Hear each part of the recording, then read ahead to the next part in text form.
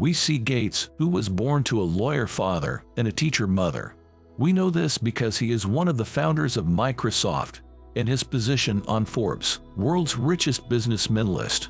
Entrepreneur, software developer, businessman, and author Bill Gates resigned from his position as president of Microsoft in March 2020 to devote more time to charity. Unfortunately, this resignation did not seem to be in the best interest of the world, because Gates, who is obsessed with the climate disaster, is trying something again with the agricultural lands he recently purchased. Thank you for joining with us for today's video. Let's dive in why Bill Gates is buying farmland all over the world. What is the conspiracy behind of the lands? Statement made by Land Report in January 2021 shows that Bill Gates and his wife own 30% of the agricultural lands in America. Few months after this announcement, NBC News shared the map. There is something very obvious that catches our attention in this map, which shows Gates' lands only in the United States. 242,000 of the total land of 268,984 decades is agricultural land. That is almost all of it. These figures grow when we take into account the lands acquired through front companies. In 2021, Bill Gates had 979,000 agricultural lands in his portfolio. We can now clearly answer the phrase, investment purpose is not yet known, in a report from that date. The answer starts here. Great Reset. Concept of the Great Reset, put forwards by World Economic Forum President Klaus Schwab and Prince Charles of Wales in the first half of 2020, is shaped around the main idea of rebuilding the world economy after the new type of coronavirus epidemic. The founders of the Great Reset saw the COVID-19 pandemic, which the whole world suffered for more than a year, as a window of opportunity, and thought that if this opportunity was used well, it could give a new direction to the course of the world and create a greener, more fair, sustainable, and more participatory world. You know, everyone was saying, life has changed a lot after the pandemic. Nothing is the same as before. This complaint of ours is actually a result of the Great Reset plan. It is clear that reset is not just in economic terms. You are now seeing the cover of the April 2019 issue of The Economist. But 1 minute. When was the first COVID case seen in Wuhan, China? November 17, 2019. And when was the issue of The Economist published? April 6, 2019. So, what does the cover title say? Redesigning life. It must be very rare coincidence to produce such a number when there are no epidemic cases yet. The Great Reset. Redesigning life. A greener world. All these represent humanity's return to its primitive codes.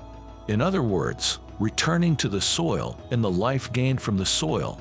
Of course, the convenience brought by today's technology would not be sacrificed in this comeback. While industrially turning to the primitive codes of humanity and the land, the white man continued to make the same mistakes. Land grab. The lands it once took from the local people by force of arms are now acquired by its economic power in the New World Order. But with one difference. What is owned is not just agricultural lands anymore. The white man holds every item you can think of, from seeds to crops, from agricultural tools to logistics, to the market. The fact that all this is done in an industrial and systematic way actually sounds safe, right?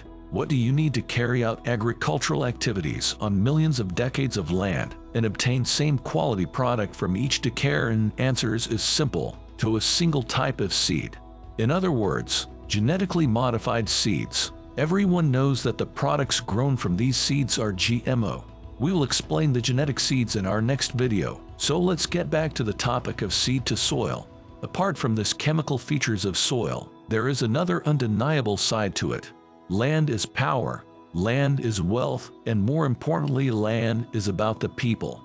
Our relationship with land unfortunately reflects the level of inequality and colonialism and retention in the world.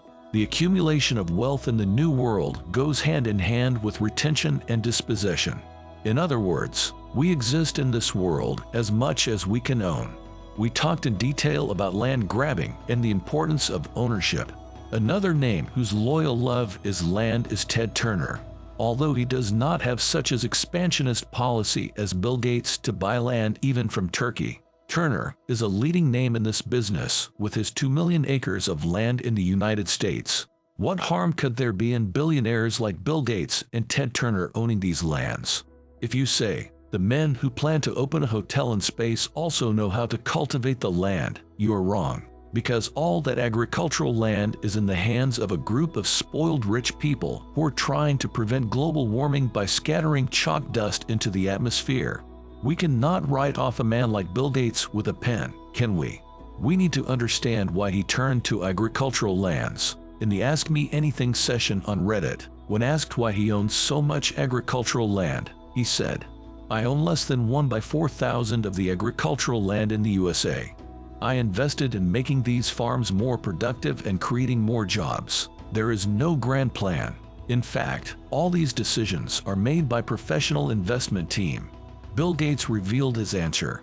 This answer is very evasive, Mr. Gates, because you own a lot of land outside the USA, and shell companies that you fund but do not officially own continue to collect agricultural lands around the world. While the financial part of the incident is like this, Bill Gates talks about the real reason in his interview. The main reason why Gates turned to agriculture is to prevent climate disaster. As you know, there is also a book, How to Prevent Climate Disaster. He says that eating cheeseburger causes greenhouse gas emissions. In fact, its target there is the rich countries with highest level of meat consumption. He states that the carbon released in meat slaughtering puts a strain on the atmosphere and therefore on climate balances. The agriculture they carry out on their own land is completely industrial. As you can imagine, there is no plow, no oxen, no horse cart. There is no problem with these anyway, but the man is trying to establish an ecosystem that eliminates the whole concept of animals. The billions spent to develop artificial meat also show this. We can briefly summarize the purpose of artificial meat as to protect the climate from the damage caused by cattle farms and animal husbandry in general. Lab-grown meat is produced by growing animal stem cells in a nutrient-rich liquid.